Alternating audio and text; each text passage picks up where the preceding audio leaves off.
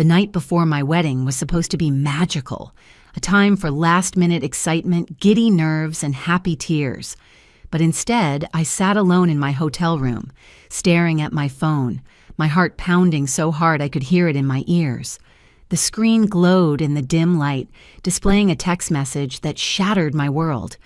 "You deserve to know the truth before you say, 'I do.'" At first, I thought it was some kind of joke, a cruel prank. But then, my breath hitched when I saw the image attached. My fingers trembled as I tapped the screen, enlarging the photo. The air in the room suddenly felt too thick, suffocating. I swallowed hard, my throat dry as sandpaper. The picture wasn't grainy, it wasn't ambiguous, it was clear as day. Lena. My best friend since childhood, my maid of honor, the woman who had stood by my side through every heartbreak, every triumph. And Daniel, the man I was supposed to marry in less than 12 hours. They were together, in a hotel room, his shirtless body pressed against hers, their limbs tangled in the sheets like a sick, twisted nightmare come to life. I gasped, the sound barely escaping my lips. My stomach churned violently, and for a moment I thought I might actually be sick. My hand clamped over my mouth as I squeezed my eyes shut, trying to block out the image, but it was burned into my mind like a brand. No, this can't be real. I forced myself to breathe, shallow, ragged breaths. My chest ached with each inhale, but I needed to stay calm. I needed answers. With shaking hands, I tapped on Lena's name in my contacts and pressed call. The phone barely rang once before she picked up. "Hey, Soph," she said, her voice too cheerful, too normal, as if she wasn't a complete traitor. I didn't speak right away. My pulse thundered in my ears, my fingers digging into the bedspread. Lena. My voice came out eerily calm, controlled. "I just got a text." Silence. A beat too long, and then the shift in her tone. What do you mean?" "You know exactly what I mean." I squeezed my phone so hard my knuckles turned white. "Don't you dare lie to me, Lena." A sharp inhale on the other end, then a quiet, "Oh my God." Her voice wavered. "Sophia, please, I shot to my feet, pacing the room. "Tell me it's not true." My voice cracked. "Tell me this is some sick joke." She didn't answer right away, and in that silence I felt my heart break all over again. Finally, a shaky breath. It was just one night. Just one night. A bitter laugh bubbled in my throat, but it died before it could escape. My vision blurred with tears. My hands shook so badly I could barely keep hold of my phone. I wanted to scream. I wanted to throw something, to break something, to make her feel even an ounce of the devastation coursing through me. Instead, I swallowed down the lump in my throat and asked the only question that mattered. "When?" A sob on the other end. "Last week. It was a mistake, Soph. I swear. We were drunk. It didn't mean anything." Didn't mean anything. I let her words settle, let them sink in like poison in my veins. My body felt ice cold, yet my skin burned. My hands curled into fists. "You slept with my fiancé," I whispered, my voice barely audible. "And you didn't think I deserved to know?" "I was scared," she admitted, her voice breaking. "I didn't want to lose you." I let out a humorless chuckle, wiping my damp cheeks. "Well, you did." A pause, then a broken sob. "Sophia, please don't do this. The wedding. You love Daniel. Don't throw everything away over a mistake." I exhaled shakily, my mind spinning. I should have been devastated, destroyed, but something inside me shifted, hardened. I wiped my tears away and steadied my voice. "Oh, I understand," Lena sniffled. "You do?" "Yes," I murmured, staring at my reflection in the mirror. My face was pale, my eyes rimmed red, but deep in those tired eyes a spark ignited, one she didn't recognize. "The wedding is still on," I said smoothly. "We'll talk tomorrow." I ended the call before she could respond, my lips curving into a small, cold smile. She thought this was over. She had no idea what was coming. The morning of my wedding should have been the happiest day of my life. Instead, I stood in front of the mirror, staring at my reflection, feeling like a stranger in my own body. My wedding dress hung from the closet door, pristine and untouched, while my mind replayed Lena's trembling voice from the night before. It was just one night. I swallowed the lump in my throat, forcing a slow breath. The morning light streamed through the sheer curtains, bathing the room in a golden glow. It felt ironic, like the universe was mocking me. The world looked so normal, so peaceful, yet inside I was unraveling. My heart clenched as I thought about Daniel, the man I had once believed was my forever. Was he waking up right now, getting ready for our wedding, pretending nothing had happened? A sharp knock at the door snapped me out of my thoughts. I turned, pulse spiking. "Sophia, it's me." Lena. My fingers curled into my palms, nails digging into my skin. For a fleeting moment, I considered ignoring her, letting her stand out there, drowning in guilt. But no, I wasn't going to make this easy for her. I opened the door, and there she was, my best friend, the person who had been by my side through everything. Her eyes were already glistening with tears, her bottom lip trembling. She looked small, fragile even, like a child waiting for punishment. "Oh, Soph," she whispered, stepping forward as if she wanted to hug me. I held up a hand, stopping her in her tracks. "Don't." My voice was flat, emotionless. Her breath hitched, and she quickly wiped at her eyes. "I didn't know if you'd even talk to me," she admitted. "I barely slept last night. I hate myself for what I did." I watched her carefully, taking in every detail.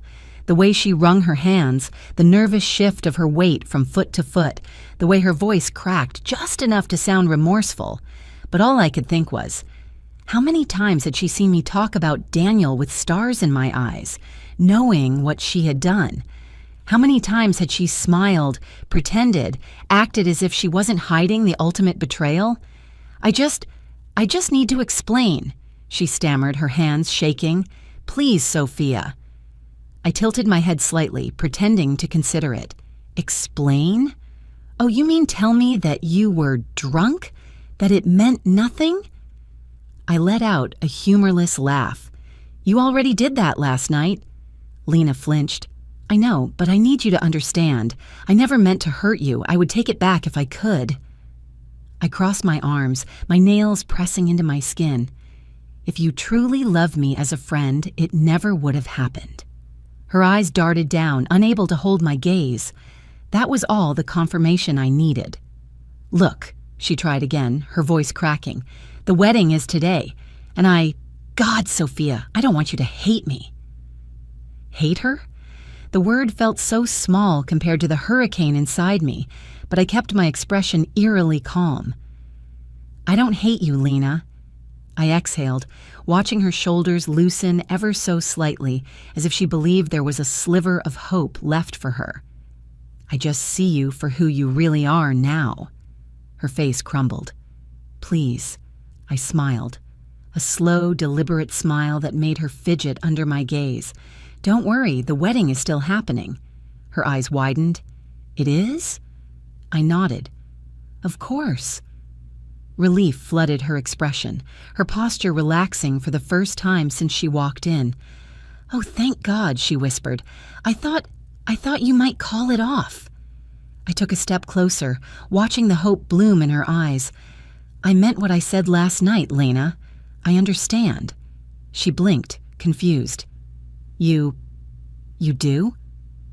I nodded again, softer this time, tilting my head as if I were the same Sophia she had always known, as if I weren't already 10 steps ahead of her. "Yes," I murmured, my voice gentle. "And I think you will too." Lena's smile faltered. Something in my tone made her uneasy, but she didn't press. She exhaled shakily, running a hand through her hair. "I promise I'll spend the rest of my life making this up to you." I just smiled again. "Oh, I know you will."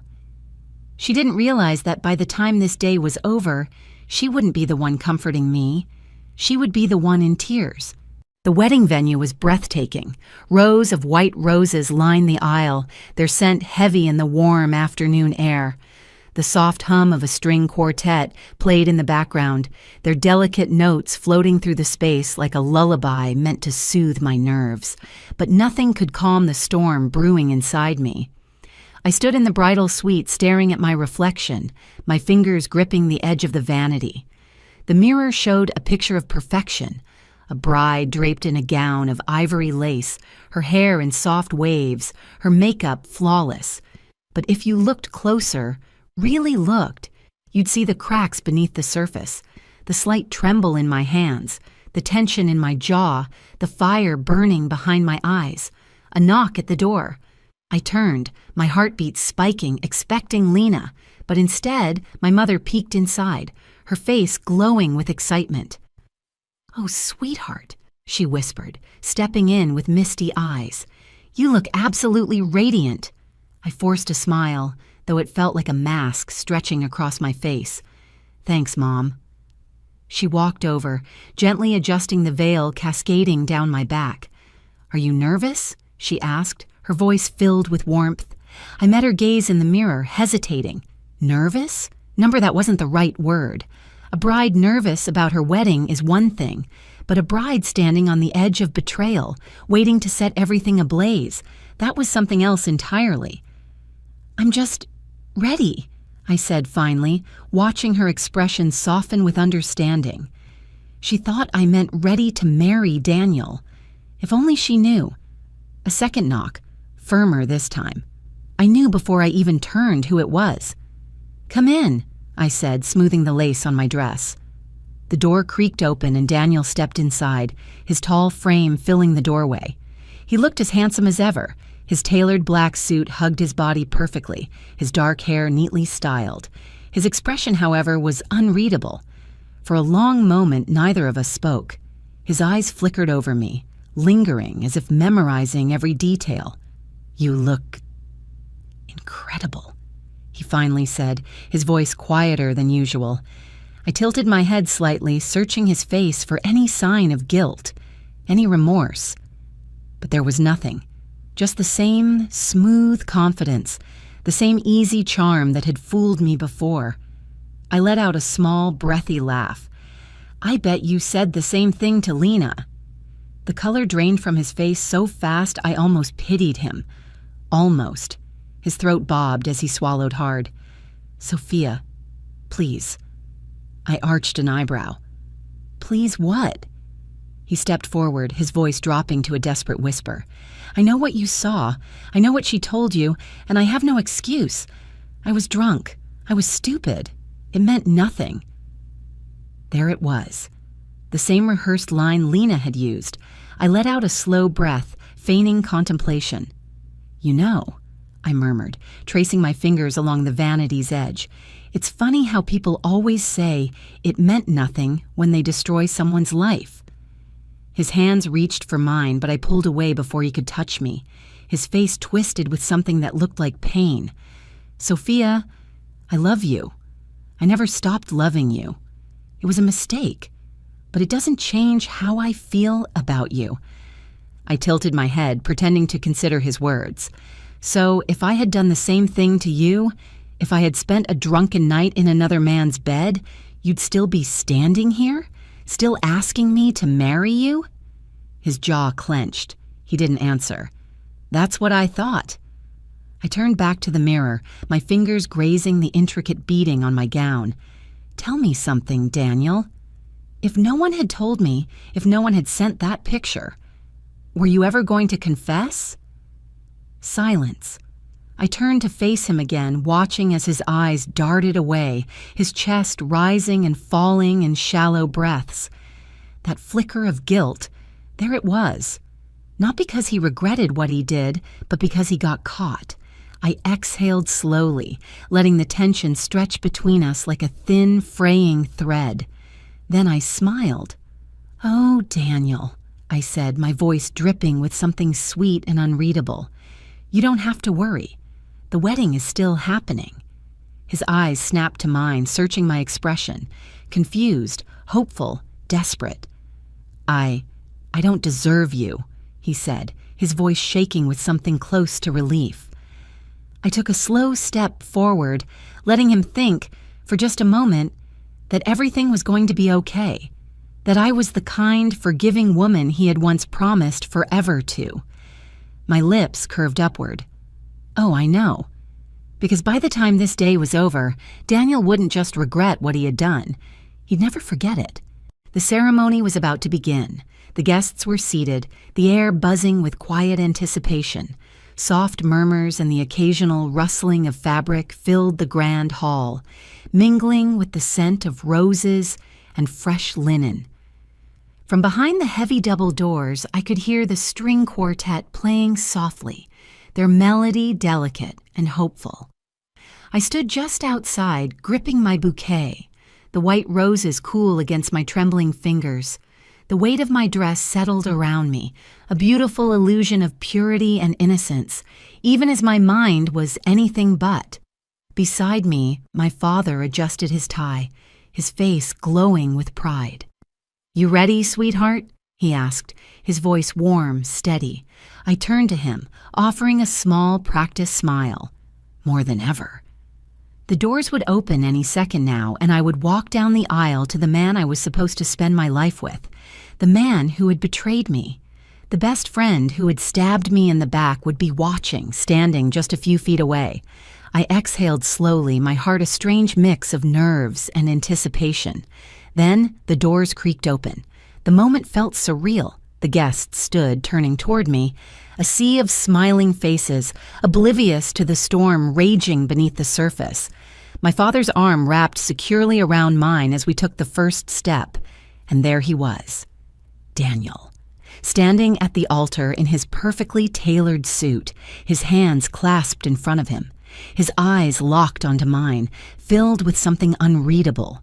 Relief, maybe, or hope. The way his lips parted slightly as if he was seeing me for the first time made my stomach churn. Lena stood just to the side, a bouquet in her hands, her dress matching the other bridesmaids, but there was something off about her. She was stiff, too still, her eyes flickering between me and Daniel, as if she wasn't sure what was about to happen. Good. I kept my expression calm, serene, the perfect image of a blushing bride. Step by step, I moved forward, my heartbeat steadying, my resolve hardening. When I reached the altar, my father gently lifted my veil, pressing a soft kiss to my forehead before stepping back. Daniel took my hands, his grip just a little too tight, as if he was afraid I might disappear. "You look breathtaking," he murmured. I smiled. "Thank you." The officiant cleared his throat, beginning his carefully rehearsed speech, words that should have meant something, should have felt like the beginning of forever. Instead, they were nothing more than empty syllables to me now. And then, my moment arrived. "If anyone here has reason why these two should not be wed," the officiant said, "speak now or forever hold your peace." Silence. A tense, expectant silence. I took a slow, deliberate breath and turned my head toward Lena. Her fingers tightened around her bouquet, her shoulders rigid. "Oh, actually," I said, my voice light, almost amused. "I do." A ripple of confusion spread through the room, murmurs, a few gasps. Daniel stiffened beside me. "Sophia, what are you—" I let go of his hands and reached down, slipping my phone from the delicate folds of my dress. My fingers moved quickly, my heartbeat steady as I tapped the screen. And then, just like that, the projector flickered to life. The massive screen behind us lit up, casting an eerie glow over the altar. The guests turned, whispers rising as an image filled the space. There they were, Daniel and Lena, tangled together in a hotel bed just last week. The oxygen seemed to be sucked from the room. A sharp inhale from the crowd. Someone gasped. Lena dropped her bouquet. Daniel took a stumbling step forward, his face pale, his eyes darting wildly between me and the screen. "What the hell?" His voice cracked. I tilted my head, my expression calm. "Oh, Daniel, don't look so surprised. You weren't planning on telling me?" Lena's lip trembled, her hands shaking at her sides. "Sophia, please." I turned to her, my voice softer now, almost pitying. "You know, Lena, I was really struggling with how to handle this. Whether I should just disappear, cancel the wedding, cry myself to sleep." I let out a small laugh. But then I thought, why should I be the one embarrassed? Why should I be the one left broken-hearted? Daniel took another step toward me. "Baby, let's talk about this." I held up a hand, silencing him. "Number, we're done talking." The guests were frozen, eyes bouncing between us, between the scandal unfolding before them. Some covered their mouths in shock. Others were whispering furiously, their curiosity insatiable. I turned back to the officiant, offering a sweet smile. "I think we're done here." And with that, I turned, lifted my dress, and walked back down the aisle, alone, with my dignity intact. Behind me, I heard Lena's choked sob, Daniel's frantic voice, the sound of whispers spreading like wildfire, but I didn't stop. I didn't look back. And for the first time since I received that text, I felt free. The moment I stepped outside the venue, the warm air hit me like a wave, carrying the scent of roses and freshly cut grass. But I barely noticed. My mind was still buzzing, my pulse still racing from what had just happened. The whispers, the gasps, the stunned silence. It all played in my head like a beautifully orchestrated symphony of justice. I had done it. I had walked away. And yet as I stood there, heels sinking slightly into the soft earth, I felt nothing. No pain, no regret, no sorrow, just an eerie, liberating calm, the kind that comes when you finally let go of something that was never truly yours. Behind me, the doors to the venue burst open, and suddenly I heard him. "Sophia, wait!" I didn't turn. I didn't need to. I could already picture him. Daniel stumbling out, tie loosened, desperation painted all over his face. The weight of his actions had finally settled on him, but it was too late, too damn late. "Sophia, please, just talk to me," he begged, his voice raw, shaking. "Don't do this. We can fix this." I let out a quiet laugh, shaking my head. Fix this? Was he serious? He had slept with my best friend, lied to my face, let me plan a wedding while carrying this betrayal in his chest.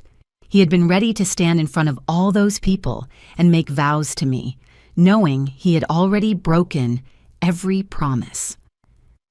I turned slowly, meeting his gaze. His dark eyes were pleading, his hands running through his hair in frustration. He looked broken. Good. "Why?" I asked simply, my voice steady, almost curious. His lips parted, but no words came out. He struggled for an answer, like a fish gasping for air. I stepped closer, watching him flinch slightly, as if he could already sense that I wasn't the woman who had once loved him. "You knew I would find out eventually," I continued, my voice softer now. "So, were you ever planning to tell me?" He swallowed hard. I didn't want to lose you." A sharp, bitter laugh escaped me before I could stop it. "Well," I said, tilting my head, "you should have thought about that before crawling into bed with Lena." His jaw clenched. I could see the panic rising in his eyes, the way his fingers twitched at his sides, desperate to reach for me, to fix this in whatever twisted way he thought was possible. But there was no fixing this. "I love you," he whispered, voice cracking. Love, a word that used to make my heart flutter, a word that once felt like home, but now it felt like a cruel joke, an insult. "No, Daniel," I said, my voice firm. "You don't. If you did, you never would have put me in this position. You wouldn't have risked losing me." His lips parted, another weak excuse forming. But before he could speak, another voice cut through the air. Lena. She had followed him out, her face pale, tear-streaked, mascara smudged in dark streaks down her cheeks. She looked small, pitiful. "Sophia," she choked out, "please, just—" I held up a hand, silencing her instantly. "I don't need to hear it," I said calmly. "Not from you. Not ever again." Her lower lip trembled, and for a moment I thought she might actually collapse under the weight of her guilt. But I didn't care. She had made her choices, and now she had to live with them. I took a slow breath, letting the night air fill my lungs. "I want you both to remember this moment," I said quietly, my gaze locking onto Lena first, then Daniel, "because this is the last time you'll ever see me like this, heartbroken, wounded, betrayed." Daniel reached for me one last time, but I stepped back. "Goodbye, Daniel." His hand fell uselessly to his side, and with that I turned on my heel, my dress trailing behind me like a ghost of the life I had almost chosen. The whispers continued. Guests stared in shock, some in admiration, others in awe. But I didn't care. I walked away with my head held high, my dignity intact, and for the first time in weeks, no months, I felt free. As I reached the parking lot, my phone buzzed in my hand. A message from my cousin, Emily. "You are a damn legend. Drinks on me tonight." A slow smile spread across my lips. Maybe the night wasn't ruined after all, because this wasn't the end of my story. It was only the beginning. That night, I didn't go home. I didn't go back to the bridal suite where my carefully packed honeymoon bags still sat untouched. I didn't return to the venue where the wreckage of my almost wedding remained. Tables half cleared, guests murmuring in small groups, Daniel and Lena left to deal with the aftermath of their own destruction. Instead, I found myself at a rooftop bar, high above the city, the skyline stretching endlessly before me. The cool night breeze kissed my skin, carrying away the remnants of the evening's chaos. I clutched a glass of wine, the deep red liquid swirling as I traced my finger along the rim, my mind finally catching up with everything that had happened. It was over. Not just the wedding, not just the relationship, but the version of myself who would have forgiven too easily, who would have swallowed her own pain for the sake of appearances. I took a slow sip, letting the bitterness settle on my tongue. It was fitting. This moment of solitude, this quiet realization that I had survived something I once thought would destroy me. "Sophia." I turned at the sound of my name, finding Emily sliding into the seat beside me. My cousin, my friend, the only person who had texted me after the disaster, not with pity, but with admiration. She grinned, setting down a fresh drink. "That," she said, raising her glass, "was the most badass thing I have ever seen." I let out a small, breathy laugh, the first real one in what felt like forever. "You think so?" Emily's eyes gleamed. "Are you kidding? You walked out of your own wedding like a queen, and the look on their faces, priceless." She clinked her glass against mine. "So, what's next?" What was next? That was the real question, wasn't it? For so long, my future had been wrapped up in Daniel, in the house we were going to buy, in the trips we had planned, in the life I had envisioned, standing beside him. And now all of it had been ripped away, leaving behind what? The unknown. And yet, for the first time in a long time, the unknown didn't scare me. I set my glass down, staring out at the shimmering lights below. "I don't know," I admitted, "but for once I think that's a good thing." Emily leaned back, studying me. "No regrets?" I exhaled, considering. Number not even a little. Because the truth was, I didn't regret loving Daniel. I didn't regret trusting Lena. What I regretted was ignoring my own instincts, ignoring the small moments when things felt off, ignoring the times when I had put my happiness second to theirs. Never again. Emily nudged me playfully. "Well, whatever comes next, just know I'm proud of you, and you deserve way better than that idiot." I smirked. I know. The realization felt good, powerful even. Just then, my phone buzzed on the table. I glanced at the screen, my stomach tightening when I saw Daniel's name. A part of me had expected this, maybe even waited for it. But I didn't feel that familiar pang of hope, the one that used to whisper, Maybe he's sorry. Maybe he really loves you. I simply picked up the phone, stared at his name for a long moment, and then deleted the message before even opening it. Emily raised an eyebrow. Didn't even read it? Nope, she grinned. Now that's growth. I smiled, leaning back into my seat, the tension finally draining from my body. Because for the first time in a long time, I wasn't looking back. I was only moving forward. Have you ever been betrayed by someone you trusted the most? How did you handle it? Share your story in the comments. I'd love to hear your thoughts. My daughter sat at the edge of the couch, legs swinging, eyes full of hope. All around her, cousins tore open wrapping paper, shouting with joy, laughing, showing off their gifts. One held up a glittery pink tablet.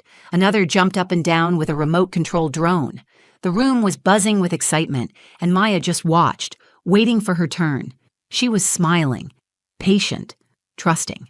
Because in her world, grandmas love their grandkids, and presents come in pretty bows with your name on them. I kept looking for her name on a tag, in a bag, under the tree. It had to be there.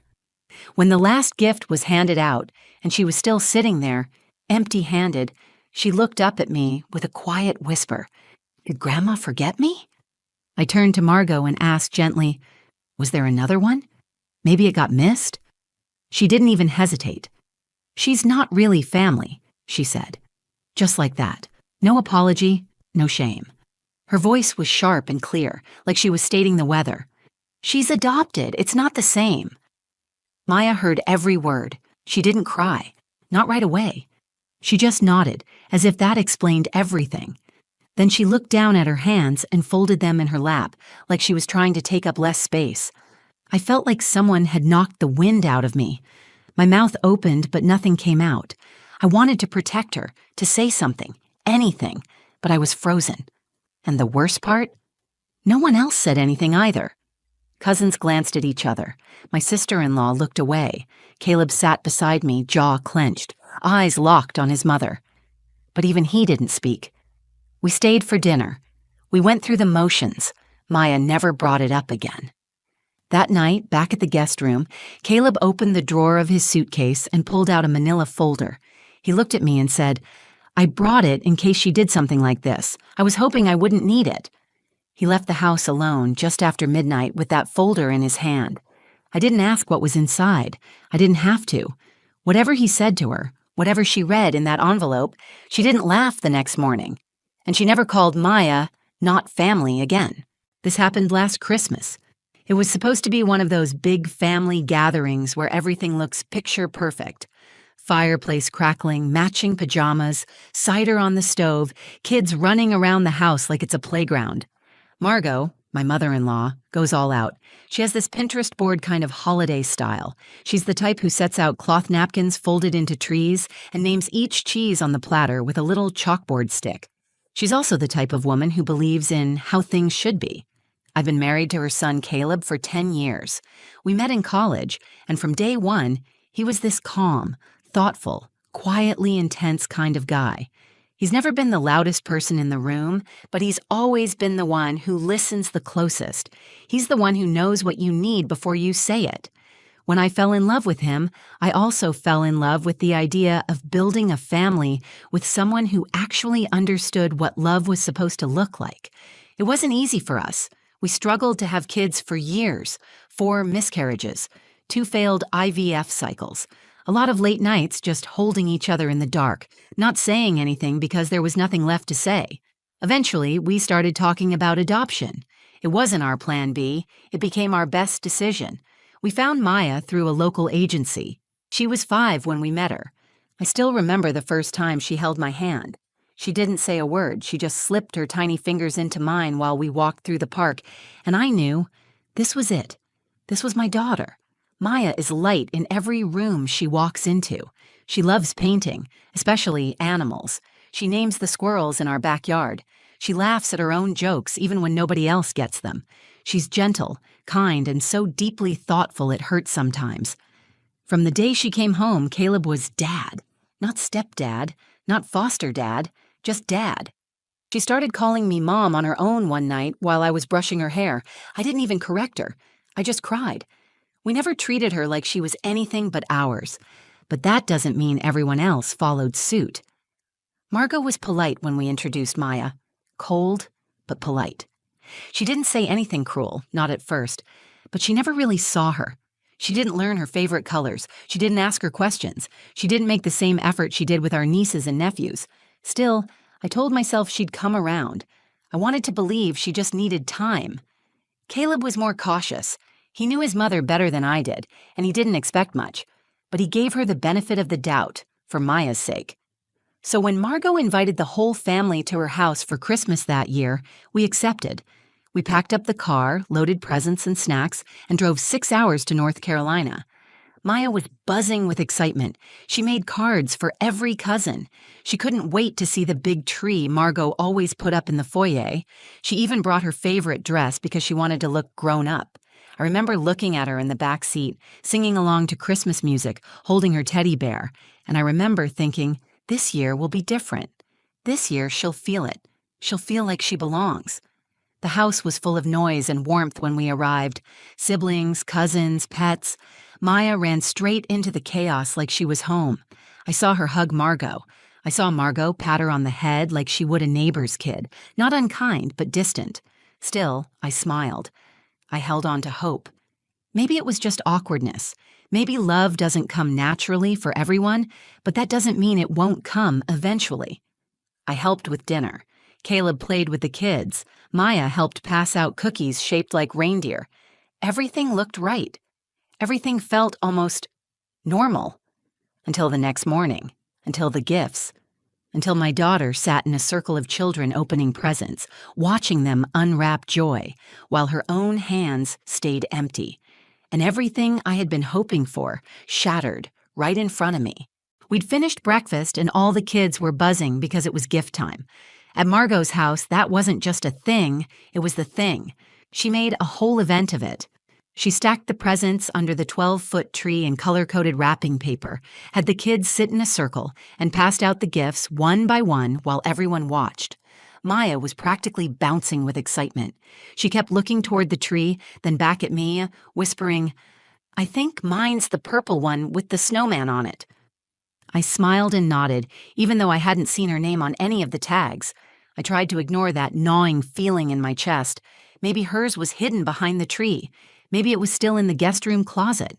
Maybe Margot was saving it for last. The gifts started flying open.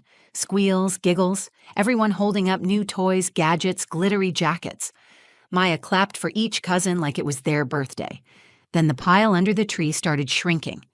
Fast. 5 kids, 10 gifts. Then 3 kids. 2 gifts. 1. None with Maya's name. And she noticed. She turned to me with a soft voice. "Did Grandma forget mine?" I looked around, pretending to search. "Maybe it's still under there," I said. That's when I stood up and asked Margot directly, "Hey, is there one for Maya that didn't make it out here?" Margot didn't look surprised. She looked annoyed, like I was making a scene, like I had broken some unspoken rule by asking. She looked right at Maya and said, "She's not really family." I didn't think it was appropriate. Silence. Not shocked silence. Complicit silence. One of the cousins started fiddling with their ribbon. My sister-in-law cleared her throat and busied herself with the trash bag for wrapping paper. No one looked at me. No one looked at Maya. I looked down at my daughter. Her face didn't crumble. She didn't cry. She just blinked slowly, like she was trying to figure out what she did wrong. And then, God, it was the way she nodded. Just a quiet, almost imperceptible nod. Like she understood something she shouldn't have to understand. I knelt beside her. My hands were shaking, but I tried to keep my voice steady. "You did nothing wrong," I whispered. She nodded again, forced a smile. "It's okay, Mommy. Maybe next year." I don't know how I didn't break right there. Caleb sat stone still, jaw clenched, staring straight ahead like if he moved, he'd explode. I kept waiting for someone, anyone, to speak up. To say, "Margot, that's cruel," or "Maya is family," or even just, "That's not okay." But they didn't, and I was so angry, not just at Margot, but at every single adult in that room who chose comfort over courage. I wanted to scream. I wanted to grab Maya and leave, but I didn't. I stayed seated, paralyzed by the moment, trying to weigh damage control with dignity. What would it do to Maya to see me lose control? What would it do to Caleb if I went head-to-head with his mother in front of the whole family? So I stayed silent. And in doing so, I felt like I'd betrayed my own daughter. Later, when the room started to move on, when the kids were distracted again and the adults returned to sipping coffee and scrolling their phones, I watched Maya disappear quietly into the corner, curling up with her teddy bear, her shoulders tense, her eyes on the floor. She didn't speak for the rest of the morning. She didn't ask for a gift. She didn't ask why. She just kept that fake little smile on her face, and every time someone looked her way, she made sure she looked fine. But I wasn't. That moment burned something into me. A cold, deep fury I couldn't shake. I didn't know it yet, but Caleb had already decided what he was going to do. He'd seen enough. And he wasn't going to let that silence stand for another day. That night, the house was quiet. Too quiet. After the last dish was washed, after the wine was poured, after the polite goodnights and awkward hugs, we went back to the guest room and shut the door. Maya was already in her pajamas, curled up in bed with her stuffed fox, the one she brought everywhere. She didn't ask for a bedtime story. She didn't ask to call Santa. She just laid there, staring at the ceiling. I sat beside her and rubbed her back until her breathing slowed. "Mom?" she whispered. "Yeah, baby." "Do you think maybe she didn't know I was coming?" I swallowed hard. "No, sweetheart, she knew." "Oh." A pause. "Maybe she just doesn't know me yet." I bit my lips so hard I tasted blood. "That might be it," I said. "But none of this is your fault. Do you hear me?" She nodded and turned her face into the pillow. When I stood up, Caleb was standing in the doorway holding something in his hand. He didn't say anything at first. Just looked at our daughter, looked at me, then looked down at the envelope. "I'm done," he said quietly. "I've let my mom say a lot of things over the years. I let it slide because it was easier. But not this. Not with Maya." I stood frozen. I had never seen him like that before. He wasn't yelling. He wasn't shaking. He was just steady, final. "What's that?" I asked. He handed it to me, a manila folder. Inside was a notarized legal document, an updated will, trust designation, and formal record of Maya's adoption. "She's not just our daughter by heart," he said. "She's our daughter on every legal document. I added her to everything, the house, the savings, the insurance, the family trust, everything. She's my daughter in every way the law recognizes." I stared at him. "You did all this?" "I started the paperwork months ago. I wanted to make it official in every possible way. I just didn't tell anyone. I figured if my mom ever crossed a line, I'd have what I needed." I felt my knees go weak. "So what are you going to do with it?" He looked at the clock. Midnight. He grabbed his coat. "I'm going to show her exactly who Maya is." I didn't try to stop him. I didn't tell him to calm down. I just nodded and sat down on the bed, listening to the front door creak open, then close behind him. I don't know what she thought when he showed up unannounced. I don't know if she expected a lecture or an argument, but I do know she didn't expect the folder. He walked into her house, his childhood home, and sat at the kitchen table across from her. "I'm not here to yell," he told her. "I'm not even here to ask for an apology. I'm here to give you a choice." He slid the folder across the table. She opened it. He watched her face as she read. He told her, "This is Maya's name, in every legal place that matters. If you want to keep pretending she's not family, that's your choice. But if that's your choice, then I'm not your son anymore. Because I won't raise my daughter in a family that treats her like a guest." She tried to interrupt. He didn't let her. He told her about the way Maya clapped for her cousins, about how she hugged her and called her grandma, about how she went to sleep wondering what she did wrong. Then he said, "You've got one shot to fix this. One. Because next Christmas, we'll be somewhere else." And then he stood up and left. Back in our room, he didn't say much, just laid down beside me and took my hand. I didn't sleep. I stared at the ceiling just like Maya had, thinking about how many times I'd kept the peace at the expense of my child. But something changed that night. Something shifted in both of us. We weren't going to let silence protect cruelty anymore. And for the first time in a long time, I felt like we were on the same page. not just as husband and wife, but as parents. The kind who show up when it matters. The next morning, something felt different. The house was quiet, but not in that peaceful, holiday morning kind of way. It was stiff, tense, like everyone was walking around trying to pretend nothing had happened, but knowing that something had. Maya sat at the kitchen table with a cup of hot chocolate Caleb had made her. She stirred it slowly, humming to herself. Her eyes were brighter than the night before, but still tired. I was just about to ask her if she wanted to go for a walk when we heard a knock on the guest room door. It was Margot. She didn't look like herself.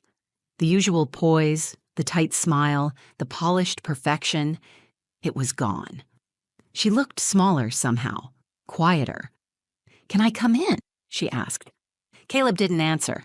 I nodded. She stepped in holding a wrapped box, medium-sized silver paper, no ribbon. She walked over to Maya, bent down beside her chair, and placed it in front of her. "I forgot this yesterday," she said. Maya looked at her, then at the box. Her hands didn't move toward it. Margot cleared her throat. "I made a mistake." Her voice was low, tired. "And I'm sorry. I was wrong." She didn't say it to me. She didn't say it to Caleb. She said it to Maya. I let something in my head convince me that family is just blood, but I forgot that family is love, and you've loved me from the start, more than I deserve. Maya glanced at me, unsure. I gave her a little nod. She carefully unwrapped the gift. Inside was a set of watercolor paints, professional grade, not the kiddie kind, a fresh sketchbook, and on top, a card. She opened it and read quietly. Her lips moved, but I couldn't hear the words. Then she looked at Margot. "You want me to draw you something?" Margot's eyes filled with tears. "I'd like that very much." Maya nodded. "Okay." No smile, no dramatic reunion, just a simple okay. But that okay meant everything. After Margot left the room, I turned to Caleb. He didn't look smug. He didn't say, "I told you so." He just let out a long breath and sat down beside me. "You think it'll last?" I asked. He shrugged. "I don't know, but it's a start." That night, before bed, Maya drew something in her new sketchbook, a little girl holding hands with two taller figures, a man and a woman. Behind them was a house with a tree, and in the sky she'd drawn a sun with a smiling face. She titled it, Home. She showed it to Caleb and he kissed her forehead. That's exactly what we are. A few days later, after we'd driven back home and unpacked our bags, a small envelope arrived in the mail. No return address, just Margot's careful handwriting. Inside was a photo, an old one. Caleb at 5 years old holding his mother's hand. On the back she had written, "Family is who you fight for. I see that now. Thank you for fighting for her." I didn't expect a miracle. I still don't. Margot is who she is. Proud, stubborn, raised with a definition of family that never left much room for revision. But she came face to face with a line she couldn't cross without consequence. And Caleb, my quiet, measured husband, drew that line with absolute clarity. He didn't yell. He didn't threaten. He didn't shame her. He just laid down the truth and let her choose who she wanted to be. She chose Maya, and that choice changed everything. Because when someone finally sees your child the way you do, not as someone to tolerate, but someone to treasure, the weight you didn't even know you'd been carrying finally lifts. That Christmas didn't end with fireworks or music or some tearful movie moment. It ended with a paintbrush in my daughter's hand and a grandma learning how to become one. That was enough. We didn't talk much on the drive home, not because there was tension, but because there was peace. The kind that only comes after something big has passed through and left you standing. A little different, a little stronger. Maya fell asleep in the back seat with her sketchbook in her lap. I looked back at her at one point and saw that same drawing, our family holding hands, now with a tiny new figure added. A woman with silver hair, standing just close enough to be part of the picture but not quite at the center.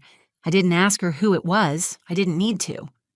When we got home, life picked up again. School started back. Caleb went back to work. Maya painted every afternoon at the kitchen table, filling page after page with animals, trees, and little girls who looked a lot like her. One day, she drew a picture of a fox sitting at a kitchen table with a teacup. When I asked her about it, she smiled and said, "That's Grandma." She's learning. And maybe that's what stuck with me the most. Not that Margot changed overnight, not that everything magically became perfect, but that Maya gave her space to try.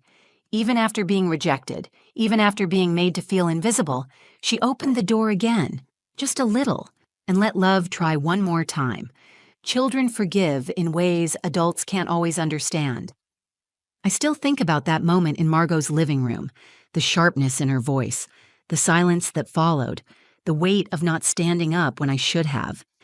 I think about how many times I'd told myself that keeping the peace was more important than confronting the pain. But that day taught me something different. Peace without truth isn't peace. It's just pretending. And pretending cost my daughter something she never should have lost. Even for a moment. Her sense of belonging. Her belief that she mattered to the people she called family. That's not something I'll ever risk again. Since then, things have changed. Slowly. And not always gracefully.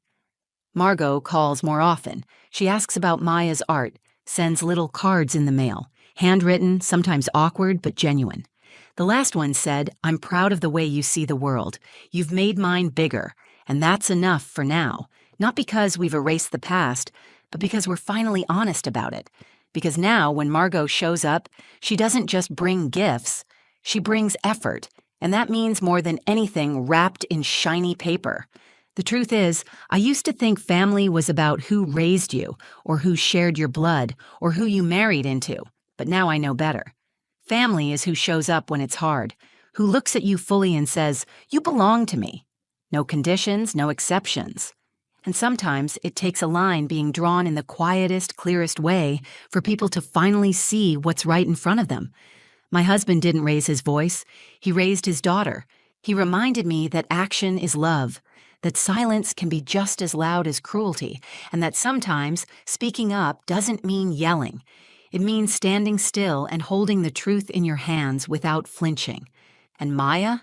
She reminded me that even after someone hurts you, you can choose grace, not for them, but for yourself. Because knowing you belong shouldn't be earned. It should be felt. And now, Maya feels it, not just from us, but even finally from her grandmother. So when people ask me how our Christmas went that year, I tell them it was the year something broke and something better began. It was the year my daughter learned that being loved isn't about being chosen once. It's about being chosen again when it matters most. Thank you for listening to our story. If this reminded you of something you've lived through or something you're still trying to heal from, just know you're not alone. Families are complicated, but your worth isn't. You don't have to earn your place at the table. And if you're raising a child, biological, adopted, fostered, or otherwise, don't let anyone make them feel like an outsider. Speak up. Hold the line. Love louder. If this story meant something to you, please take a second to like this video. It helps more people find it. And I'd love to hear your thoughts or personal stories in the comments below. I read every single one. If you're new here, or you want more real, raw, and honest stories like this, go ahead and subscribe to the channel and hit the bell so you don't miss the next one. Thank you for being here. Thank you for seeing Maya. Thank you for choosing kindness. Until next time, take care of yourself and the people you call family.